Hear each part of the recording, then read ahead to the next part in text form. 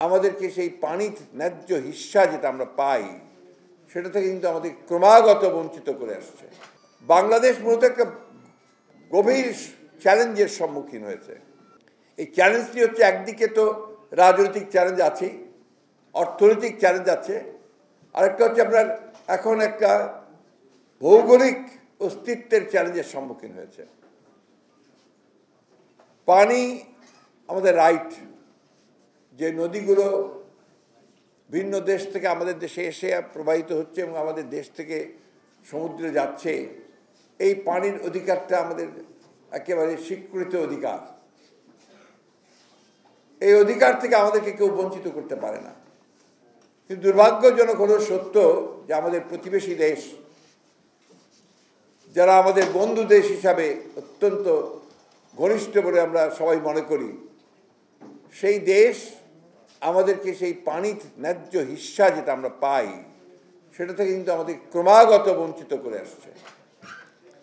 প্রথম বঞ্চিত করেছে যেটা নিয়ে মওলানা আব্দুল হামিদ খান ভাসানী তীব্র আন্দোলন করেছিলেন, এবং ফারাক্কার অর্থাৎ গঙ্গা নদীর পানি নিয়ে ফারাক্কা ব্যারেজ করে সেই ফারাক্কা মুভমেন্ট করেছিলেন আমাদের মওলানা আব্দুল হামিদ খান ভাসানী সাহেব।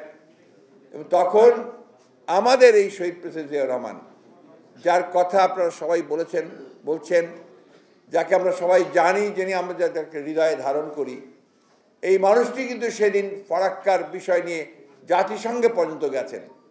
এবং শুধু তাই নয়, তিনি ভারতের প্রধানমন্ত্রী মোরারজি দেশাইকে তিনি সেদিন কনভিন্স করতে সক্ষম করে হয়েছিলেন যে অন্তত 44,000 কিউসেক পানির তাকে দিতে হবে, এবং একটা গ্যারান্টি ক্লজ তিনি সেখানে সংযোজন করেছিলেন, যেটা অন্য কোনো সময় কোনো চুক্তিতে করা সম্ভব হয়নি।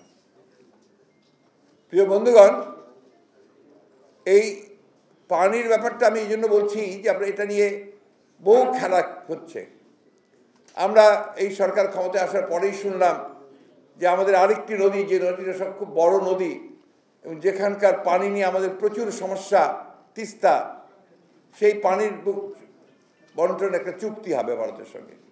প্রতি বছর আওয়ামী লীগের মন্ত্রীরা বলছেন যে এই হলো বলে এইবার আসছে, মন্ত্রী আসলেই হবে, আমরা গেলেই হবে।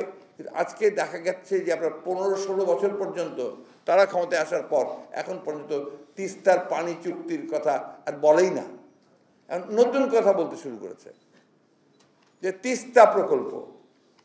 আর তিস্তার উপরে যে ব্যারেজ নির্মাণ, এটা অনেক আগে শহীদ প্রেসিডেন্ট জিয়াউর রহমান তার জীবদ্দশায় শুরু করেছেন। পরই ধারাবাহিকতার পরের দিকে তিস্তা নদীতে ব্যারেজ হয়েছে, বাঁধ হয়েছে, এবং খালগুলো আপনার এখন অনেকগুলো কাজে দেয়।